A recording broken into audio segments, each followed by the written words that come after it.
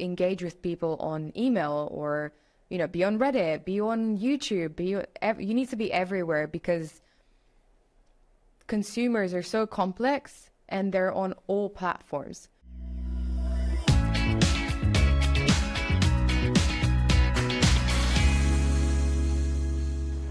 I'm Michael, founder of Modular Agency based in Taipei. I'm here with Delia from Nude Agency based in London. Delia has been able to get her clients up to 500% more traffic through a combination of organic and paid social media campaigns. And so I'm here to learn more about how she does it, and hopefully everybody here can learn about how to use social media, paid and organic, to scale your websites and your campaigns. So Delia, can you tell us a little bit about Nude and also about yourself and how you got started? Sure. Thank you for having me before Sure. everything else. Yeah, so we started Nude Digital in 2020, just after the pandemic hit. We were both employed, so Nude was founded by me and my business partner, Jordan. We were both employed full-time, working in marketing.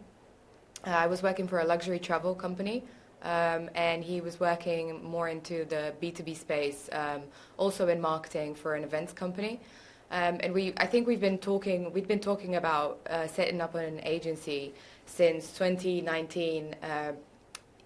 That was before the whole digital nomad thing became so big and so popular. The digital nomad scene was just starting, I think, in 2019, and it was our first trip to Bali, and we were going to cafes and people were working on their laptops, and we were so impressed. We were like, oh, what's going on? How are these people, how are they able to afford to stay in like such a tropical paradise and travel around, but also make money and, afford all these things? And we started looking into it. I think that's where we got the idea to set up a digital marketing agency. And when COVID hit, we just thought it's the best time to do it. I was made redundant because of, obviously, I was working in a travel company. So yeah, and that's how we started. And with the name, it was quite simple actually, because we were thinking about bringing something new to the digital marketing scene. So it was more like New Digital. And going from that, it was NU Digital. We kept playing around with all these names, and I think we ended up on Nude because it just like sounded like Nude Digital. And then we also realized, after landing on that, that the cafe where we got the idea first time to start an agency was Nude. So yeah, it kind of like connected really nicely. Yeah, it was faith. Yeah, it was. Yeah. And in the first year, you've been able to scale your agency to a 6-figure agency. Yeah, I think it took 1 to 2 years. In year 2, we got to 6 figures, but we did see from year 1 to year 2, we saw like I think it was like a 500% increase in revenue. We started out late in 2020, and then 2021 was a really good year for us. Yeah.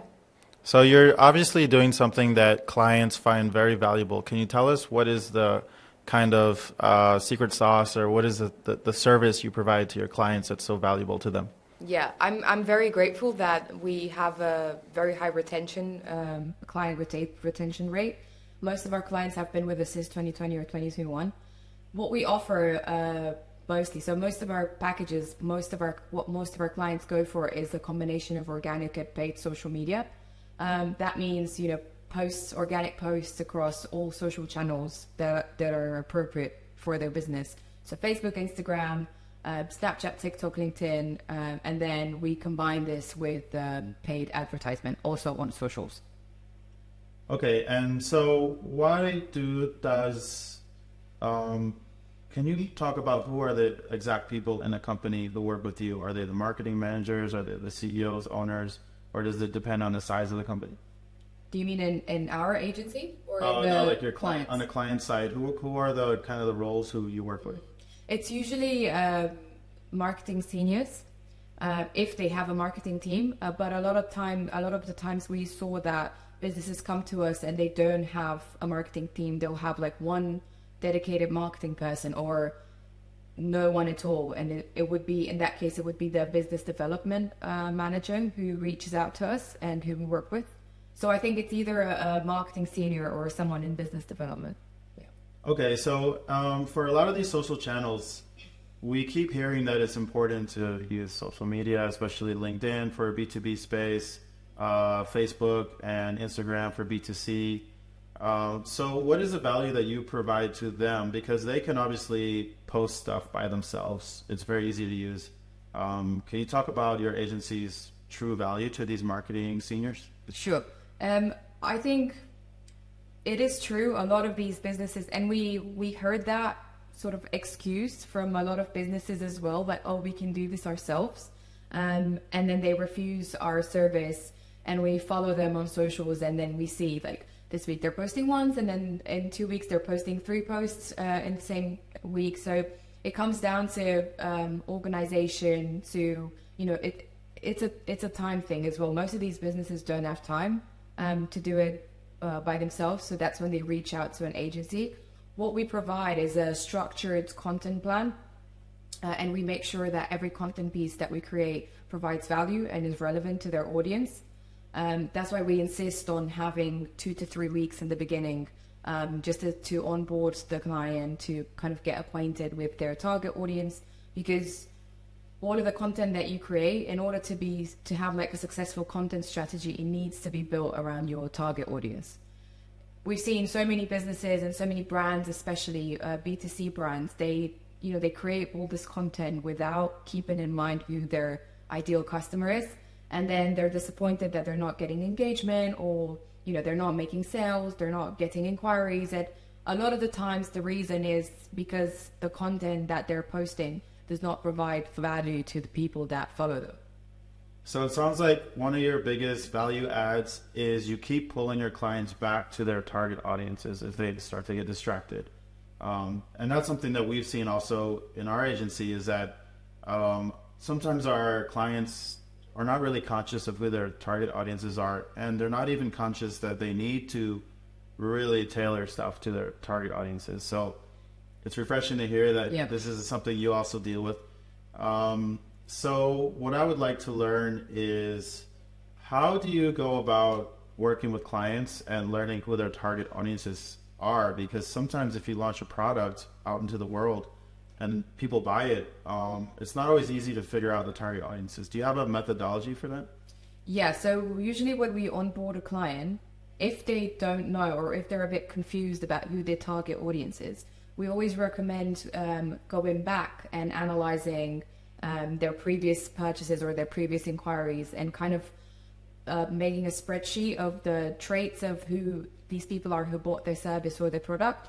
A lot of the times they'll find that it's way easier to identify their target audience than they thought, because I think some businesses tend to overcomplicate it, and they think that, oh, but my service serves these people, or my product serves these people and all other people. But in reality, if you look back at who purchased your product so far, or who inquired for your service, you will be able to identify like common traits between them, and that's how you build a customer persona. That's what we do in the first 2-3 weeks. We try to work with our clients and build a customer persona, and we identify their hobbies or their likes and dislikes, because you can use all of that to not only to build content, but to also target them through paid ads. Yeah.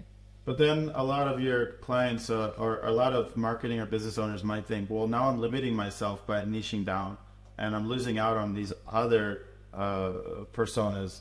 So how do you convince them, or do you feel like there's definitely more power in niching down, or how do you kind of judge them? Yeah, I think niching down most of the time is what most businesses should do.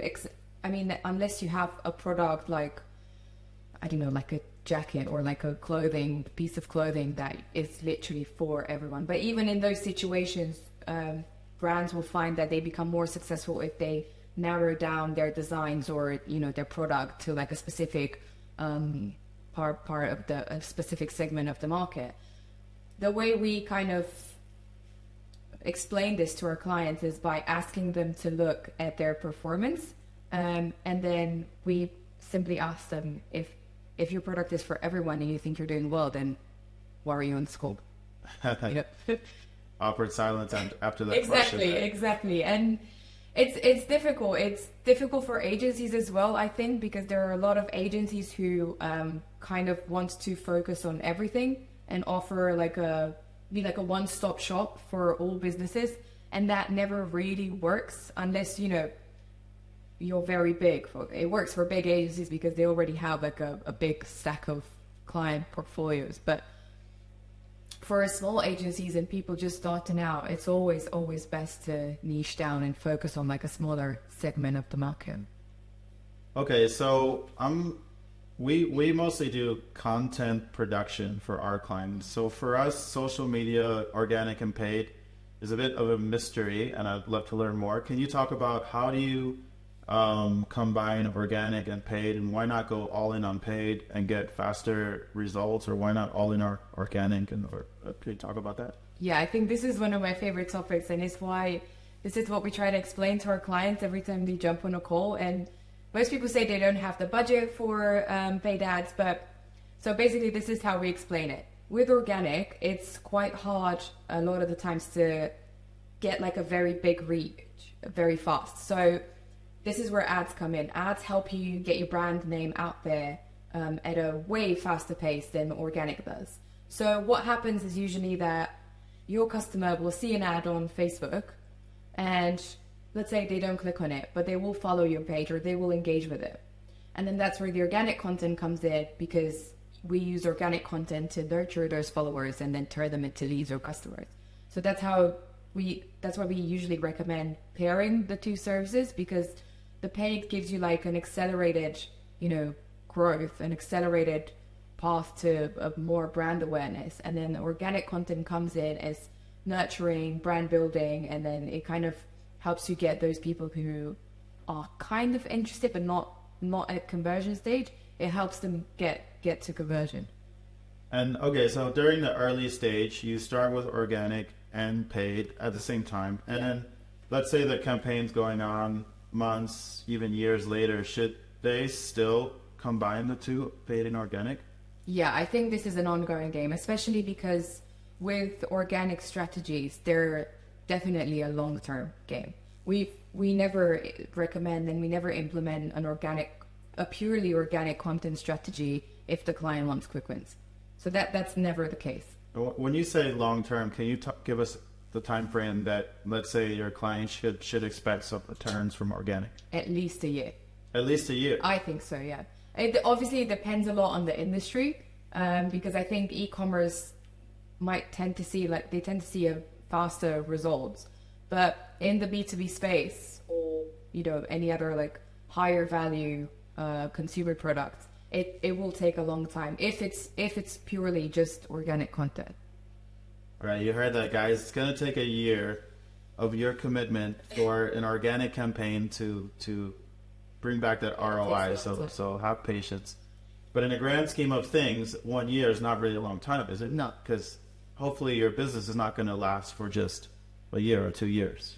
You'd be surprised, but we actually found statistics that I think 60 or 70% of businesses fail in the first year or so. Oh. I think, yeah. So it's a very small percentage of businesses who actually make it past the 2-3 year mark. And those are the people who, are persistent and really want to have a business, really want to be entrepreneurs, are really making the effort. So the effort needs to be there, and patience, of course. So this is a big project for anyone. I mean, even if I'm working with you as my agency, I still need to, I guess, spend time and resources to make sure that this campaign is going well. Right. Can you talk about some of the return on investment I could expect if I'm going to commit my time and the whole year of time on organic social media? Maybe you could talk about some case studies. Sure. So the way we usually work is that we work backwards from our clients' goals. And then based on that, we build a strategy and we kind of recommend a plan for organic and paid. If we're talking about some of our clients, one of our clients is in the travel industry, and we have a purely user-generated content strategy for them, which has been working out fantastic. They've also brought on influencers, and I think in 1.5 years, they've doubled their number of followers. And more than that, we've seen a lot of inquiries come through organic social media, which they did not have before. So when we took them on, their socials were doing quite well, but you know, that's nothing if they don't convert. So follower count means nothing, number of likes means nothing if they're not converting ultimately. So what we focused on was providing relevant content and, you know, posting often enough to let people know that, you know, we have packages available, or this is available, that is available. And now we're seeing a lot of inquiries come through just purely Instagram or Facebook from posts and from pieces of content. So that was a massive achievement for us and for them as well. Yeah, so I have seen some clickbaity articles that say social media is dead in 2023. It's not. And so when you have people who think, well, for example, with Apple's iPhone privacy settings now, killing off a lot of the targeting with Facebook, people are definitely talking about, social's not our priority anymore. What do you say to the people who think social media is dead in 2023? It's a lie. Social media is very much alive, and I think it's growing now more than ever. You must have seen, like everyone must have seen the success TikTok has had over the past year or so. Everyone's like building businesses solely on TikTok. So e-commerce businesses are built through TikTok Shop. So I don't really understand. There might be just clickbait articles because social media is growing. And yes, there is a lot of bumps in the road when it comes to Facebook, especially when it comes to Facebook ads, which is why it's important to test. But yeah, overall, I do think it's very important to have a social media presence, not just for, you know, growth or conversions, but it validates your brand and it validates your business. Because I think when people search for your business, if they heard about you, the first place they'll go is socials. Very rarely we've heard of people say, oh, I'll just go on their website. I think, and me personally, especially if it's a B2C type of business, I tend to look them up on Instagram first. Yeah, I'm not going to lie. I did look you up on your social media channels before we invited you to talk to us. And I was like, wow, these guys are legit. Yeah. Thanks to social, right? Yeah, exactly. So these are a lot of the big topics, the big strategies. Maybe we can go down to the more granular steps and tactics. When you say social content, what exactly are you talking about? Because there's video, there's text, there's graphics. Yeah. Is there any one kind of social media content that works best? Or is it a combination? Can you talk about the mediums? Yeah, if we're talking Facebook and Instagram, definitely video. Video continues to increase. In 2023, it's predicted to still be the #1 content type that works. Then if we're talking LinkedIn, then it's a completely different story. LinkedIn business pages tend to not work as well as personal profiles. And we've seen that, again, through a lot of testing for our clients. And on LinkedIn, it's mostly, you know, text posts or sort of like stuff like guides or blog posts. So very different to Facebook and Instagram. So let's go back to Facebook videos. Let's get even more granular. What kind of videos work really well? And let's probably, we could divide it between B2B and B2C. Yep. And I guess, should B2B businesses be on Facebook in the first place? Yeah, because a lot of B2B businesses, I'll give you an example from one of our clients. They have a software, they're purely B2B, but the other business that they're targeting, so their ideal client, are trainees, so people who work in construction, people who work in real estate, and a lot of the times these people will be on Instagram and they won't be on LinkedIn. So with B2B as well, it depends a lot on who your actual target audience is, because they could just be on Facebook and Instagram and not on LinkedIn. Another one of my clients is a career coach, and so their ideal customer is also mostly on Facebook and Instagram.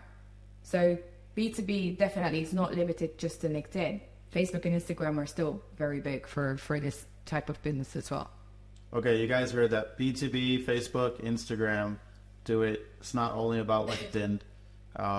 You don't want to leave money on the table. Exactly. So let's go back to my question. What kind of video content specifically? Because, I could just shoot video of me reading a book, or I could spend a bunch of money and have like a highly polished product video. So what kind of video content works best? And I also want to talk about how often to post video content, because a lot of times people will say is very costly and time consuming.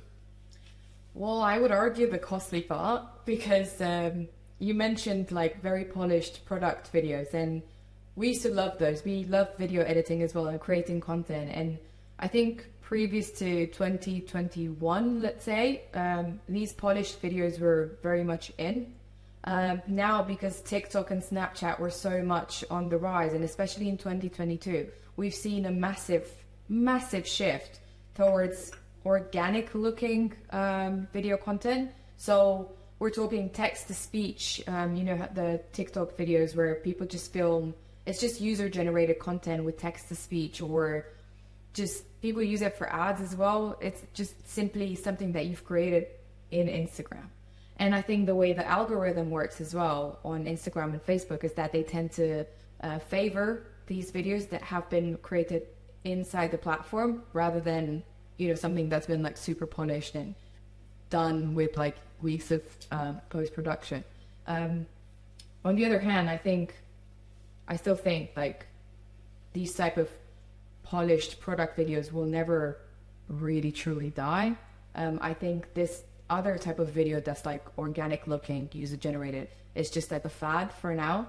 And we might see product videos like come back on trend. But for now, I think this was kind of the trend in 2022, and I think it will continue in 2023. So you're talking about more like those raw looking, almost homemade style videos actually get better engagement and better conversions? Is that right? Yeah, because I think we got into an era of marketing where the consumer can identify if he's being sold to or not. So the reason why these videos are performing so well now, these like raw homemade style videos, is because they look genuine. So the consumer doesn't really see it as like, oh, this is an ad from a brand, or this is a brand trying to sell to me. They see it more like an actual real, testimonial, or like a real product video. So I think they've been more prone to buy because they're more aware of marketing efforts. Okay, so as far as the video content, you were saying that a lot of the kind of user-generated stuff, we hear that word a lot. Can you explain to people who might not be familiar, what exactly is user-generated content?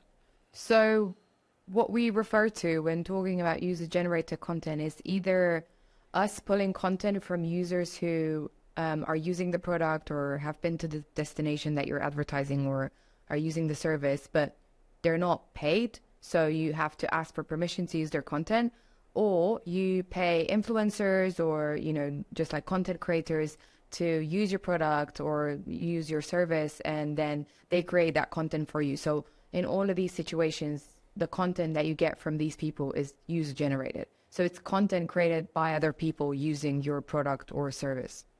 And I think what you were saying is that there's a certain level of trust that happens when the content looks user generated, because it's no longer you can tell that a regular person made that. And so if you were to buy that product, what you see is what you get. So is that kind of what you were saying, why it's so successful now? Yeah, and I think it's even more successful if it's done by ordinary people and not influencers.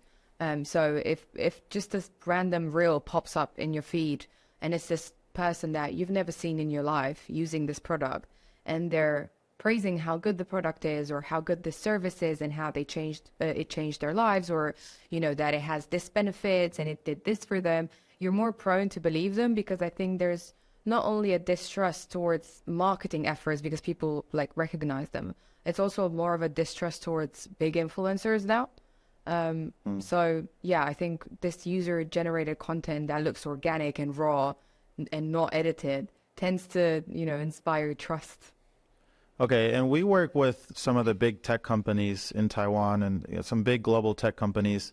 Do you think this user-generated content works for big tech companies? I know it definitely works for some kind of small e-commerce shops, but who are the best kind of businesses that can use this kind of content? I think this type of content, I think it could work for any type of business, because realistically, me as a business owner, as an entrepreneur, and as a marketer, I can come across reels on Instagram, for example, from other entrepreneurs saying, oh, I've been using Slack to communicate with my team for the past 3 months just as a test, and it's been working out great, and it has all these features. And then, yes, while I'm on Instagram in my free time, because I'm an entrepreneur and I always think about my business, or as a marketer as well, you always think about business, it will catch my attention. And it is a tech product. It's a software.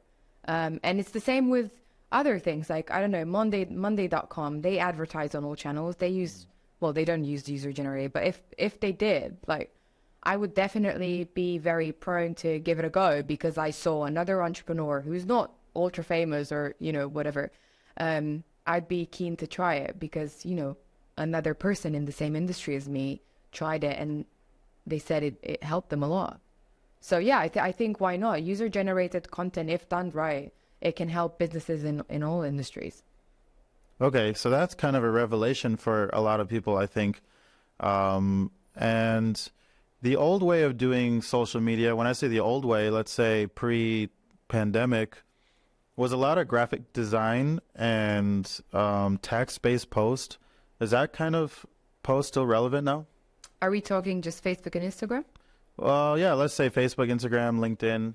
I think they're still quite relevant on LinkedIn. We do that a lot for our B2B clients. So we design a lot of, guides, how-tos, or like blog covers, because I think they do tend to they're still relevant on LinkedIn, because LinkedIn is a more professional platform and people tend to react to that type of design as well.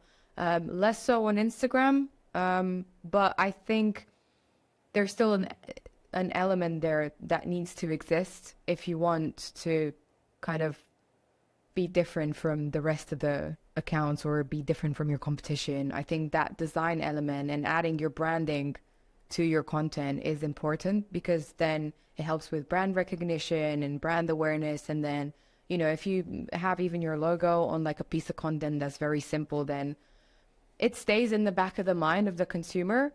And it helps a lot in the long term with, making people recognize your brand.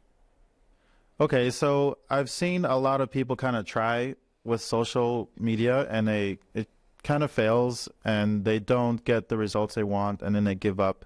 I think you've seen a lot of brands who kind of, they have a lot of content and then something like in middle of June, it just stops. What do you think is the difference between successful social media content and not successful content? Value, the value provided. I think a lot of the people who give up is because they don't have a plan, they don't structure their content, and then they just post it, day by day or like week by week, without planning in advance. But I think with organic content, similar to how you would structure a paid campaign, your organic content needs to hit different spots. So you have to have content that makes people aware of your brand, what your brand does, what your product or service does. Then that's step number one. Then step number two, get people interested in your brand. So show testimonials, like show benefits, how it would help, how it would change your consumer's life. And then the last type of content is where you kind of convert. So usually that would be, for e-commerce brands, for example, that would be like an offer or, like a promo or just something that will tip them over to convert. So even with organic content, a lot of businesses tend to fail because they don't structure and they don't plan in advance. Whereas if you do structure it and you build your content around this framework and then around your target audience as well, to make sure you really hit the spot with your ideal customer, then I think if you keep at it for like at least 6 months, it's impossible not to see results. Okay, so that 1 year time frame could actually be closer to 6 months if you're very structured and highly targeted towards your target audience and providing value. Yeah, minimum 6 months, I'd say. Minimum 6 months. So can we talk about the framework that you use And I think in the framework, there's definitely testing, there's definitely content creation and the planning. So can you go over that so maybe we can try to build our campaigns? A framework that we use in both organic and paid, most of our strategies are based on a very simple thing, this 3-stage sales funnel. So as I was explaining earlier as well, both our organic strategy and our paid goes through these 3 stages. So it's awareness, interest, and conversion.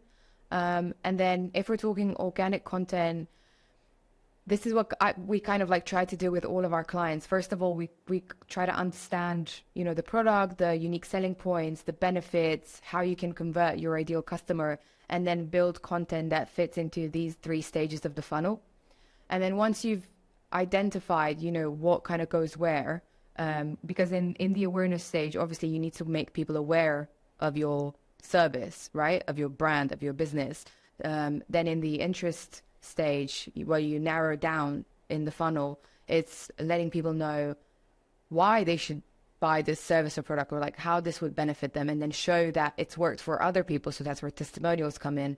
And then, as I was saying before, conversion is obviously a very small part of your audience who will convert. And then once you have identified these, I think what we like to do, I'm very mathematical as well, so for me everything needs to be super structured. I like to divide to create like content categories and content types, and kind of like create like some sort of a matrix.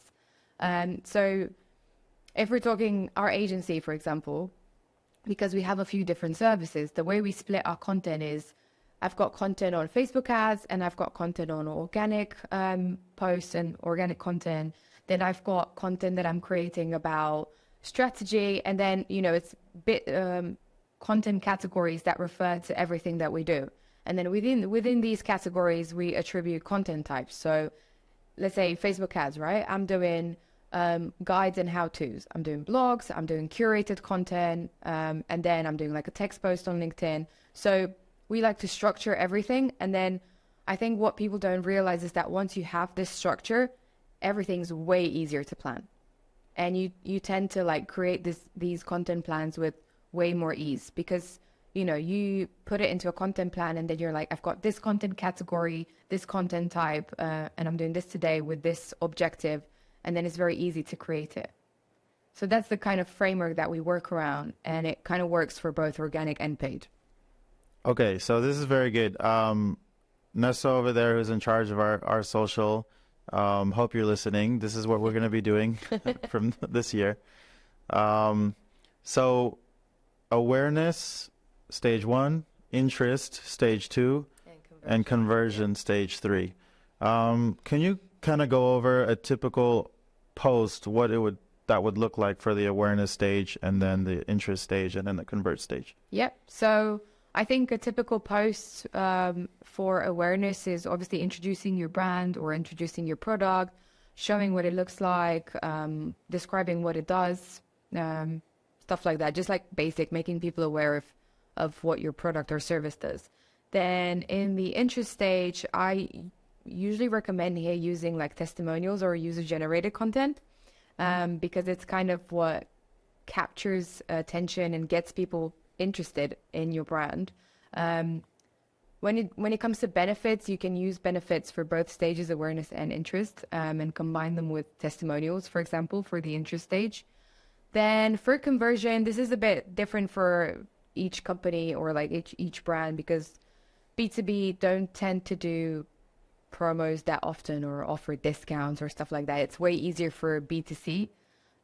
With B2C, you can simply just offer a discount, or, we have like Black Friday, Christmas promos, or you can do like a random promo on a nice July day. And that's how you kind of tip them over, those who have already been through the first 2 stages of the funnel. For B2B, the conversion stage would just be literally a post about asking people to convert, or like, now's the time for you to like invest in yourself or invest in this service. Just buy it. Just buy it. Yeah. Yeah. Does that framework work for organic and paid, or do you split it between these two somehow? Yeah, it works for both. And I think it works especially for paid, because you have a bit more control about or around who you're targeting. So for awareness, obviously we do a very broad campaign where we try to capture as many people as we can and like teach them, educate. That's what you do in the awareness stage, you educate, right? Because your audience doesn't know about your product or your service. So you need to make them aware that you exist as a business and then kind of educate them about your product or service, what you do, how it will benefit them. Then when we're talking interest and conversion stage, this is where it gets interesting with paid, because you can very easily retarget people who have engaged with you in the first stage. So it's way easier to get people through the funnel with paid because you can control who goes through the second and the third stage. So in retargeting is super cool to see, because you, in the second stage, you retarget people who have shown even the smallest interest in your brand. And then you show them testimonials, just like with organic, you know, you show them testimonials, benefits, how it would change their career, life, or drive, or whatever. And then the last bottom of funnel, that's what we call it, the conversion stage, is where you just target a very small pool of people who are most likely to convert. And that's where you usually see a high conversion rate. It's where you see lower costs. So yeah, it applies to both paid and organic. All right. And one thing I think I've seen some people mistakenly start out with that convert stage because they just want to put the offer on there and get that money quick. Yeah. Can you explain a little bit how this framework works, and why is it awareness first, and why is it interest and then convert? I think the only kind of industry, the only area where it would work to go, you know, full on conversion is with products that are under $20. With anything else, and especially if we're talking like high ticket services and stuff like that, it's not an impulse buy. People need to know a lot about you. They go through a long journey before converting. And to be fair, like I'm saying over $20, but I've seen people do that with like $2 subscriptions, because it's like, do I really need it? You know, and especially now with a recession coming, people are more aware of their spending and they need to make informed decisions. So that's why we keep talking about combining organic and paid, because either way they find out about you, then you need to make sure that you put your brand in front of them for when they do decide to purchase. So your brand needs to be, you know, up here. So they think about you if they're trying to purchase, I don't know, something in your product category or service category. Yeah. Okay, so it's kind of just the logical way that humans process information. I think it's we want to know about it.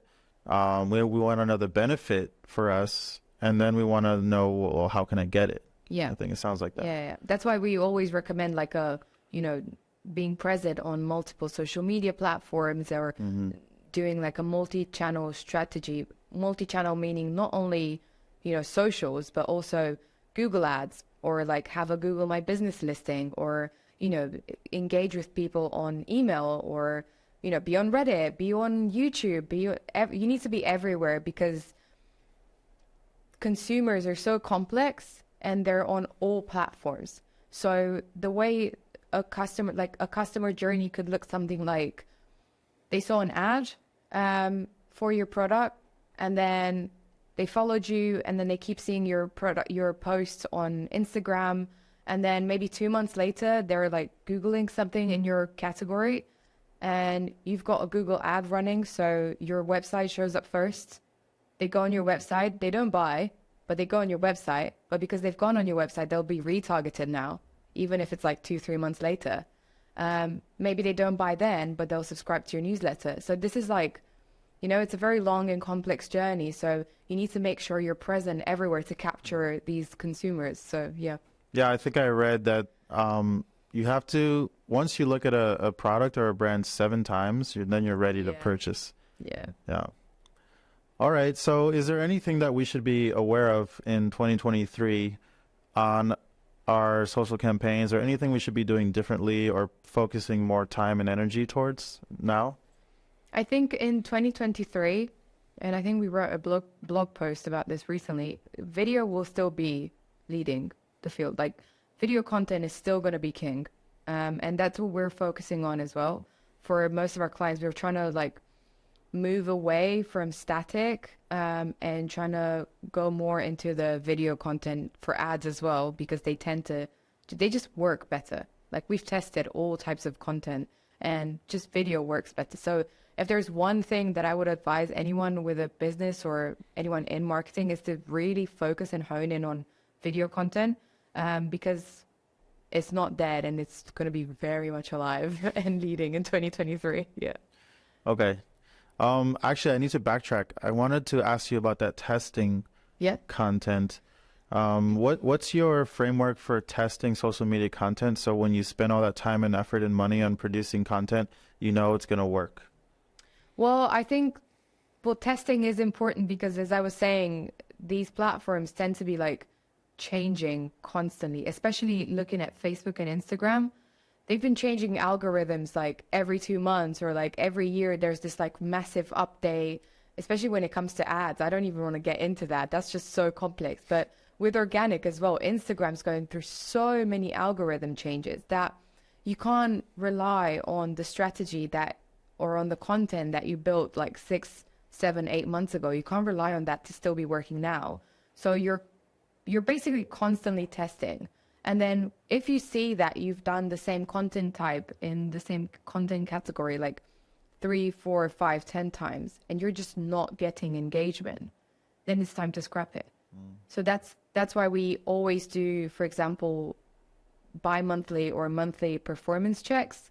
We analyze performance metrics, we look at engagement, we look at reach, and then we try to understand what worked and what didn't.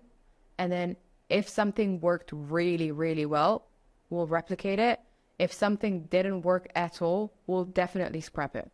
So basically break down the testing in a couple of weeks. Like you might launch a campaign, watch it for 2 weeks, and then assess to keep going or start again. Yeah, or adapt/optimize, because a lot of the times when it comes to ads, for example, we'll have like one campaign with 10 creatives because we're trying to test, right? So then we leave it for 2 weeks. If there's like 2 creatives that didn't get any engagement at all, we'll scrap those, give it another 2 weeks.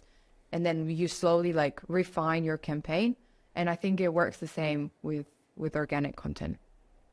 Okay, cool. So before we finish up, I just want to talk about marketing for the education industry. I notice you guys work a lot with education businesses. Yep. Taiwan is a place that has hundreds, thousands of education businesses. And so is there any kind of all-around strategy that an education business should take with their social media content? I think with education, it all comes down to, are we talking like higher education or purely like training and coaching and stuff like that? I suppose it's both, because this is a culture that values education so much. And so I'm just curious if there's any specific education business strategies that you might want to share. Yeah, I mean, we kind of use these strategies that I've been talking to you about today. They translate into like most industries. I think it all comes down to adapting it to the specific industry that you're working in. With education, we kind of tend to split the education industry into 2 based on audience, because you have the really young audience, you know, if you're targeting 13 to 18, people who are going through like that development stage and they're building skills and stuff like that, they'll mostly be on Facebook and Instagram. They're very unlikely to be on LinkedIn at that age. So that's one side of the education industry, and that's where we really recommend focusing on content, because they engage a lot with content on Facebook and Instagram, and then ads as well on Facebook and Snapchat and TikTok more recently. They're very effective, and we've seen a lot of education businesses focus a lot on TikTok, organic TikTok content as well in 2022, and I think that's still going to work a lot in 2023. And then there's the other side of the education, more like adult education, 20 plus. It's people who have gone through university, perhaps they already have a job, they want to like get additional skills, or, you know, get better at their job, or like try to move into a different industry or stuff like that. So educating adults is a bit different. I think there you need to focus more on LinkedIn. And it's not just content. I think it's a lot of paid advertisement as well.